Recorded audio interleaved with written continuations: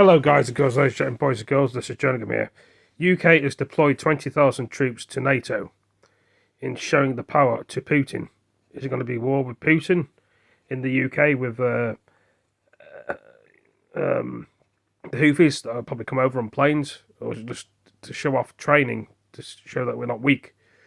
And the Americans are not weak, or the Australians or the Netherlands or the I don't know, Switzerland getting involved, but this is what we've talked about the training exercises that are going on in there on both sides. Let's see what's going to be going on.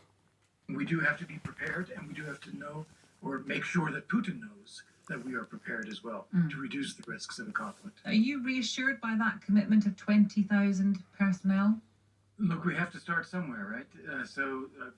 As you pointed out in your questions, British forces have gone through a period in the past of reduction in size and in capability. And we recognize that threats are growing around the world, and the risk that we might actually have a Rishi Sunak and Zelenskyy is higher than it has been for Ukraine a long versus time. UK. So we do have to do the exercises. We do have to try to put more resources into defense. And many European countries are doing that, not just the UK. And we do have to be prepared, and we do have to know or make sure that Putin knows that we are prepared as well to reduce the risks of a conflict. And do you think 20,000 is the right number? It's enough?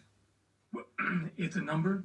I'm not gonna judge, what the exact right number should be for an exercise or for the British forces. British flag in Ukraine. For the UK authorities to decide. But the key thing is capability.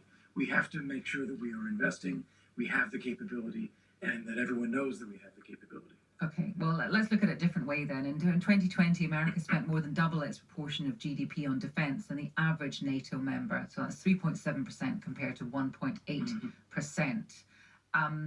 Presumably, well, I don't know, how would you persuade other NATO members to get nearer to the 3.7% than the 1.8%?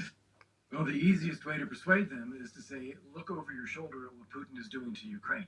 You don't want that to happen to you, so you better invest in the defense resources to make sure it doesn't. And take a look at Poland, which is this year going to spend 4% of GDP on defense. All of the Baltic states are paying more than 2%. Germany has pledged many times to get to 2%. They're not quite there yet. Other countries are beginning to increase as well, Sweden also. So I think you are seeing countries realize that they need to do this. It is an adjustment period, but we all have to move in the same direction to provide more resources. Right. I was talking about US, the US and their figure of 3.7% of GDP. But John Bolton told us last week, Times Radio last week, that he had no doubt that Donald Trump would actually pull out of NATO if he won a second term.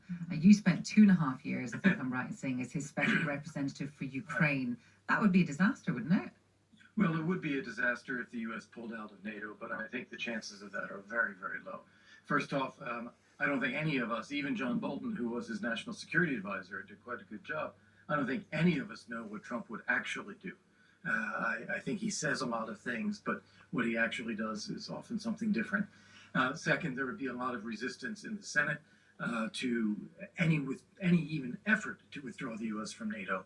And indeed, legislation has been passed that would require Senate approval, which would guarantee that the issue goes to the Supreme Court. So this is not an easy path if anyone wants to do it. Okay. In the meantime, there is a continuing logjam in Congress over funding for Ukraine.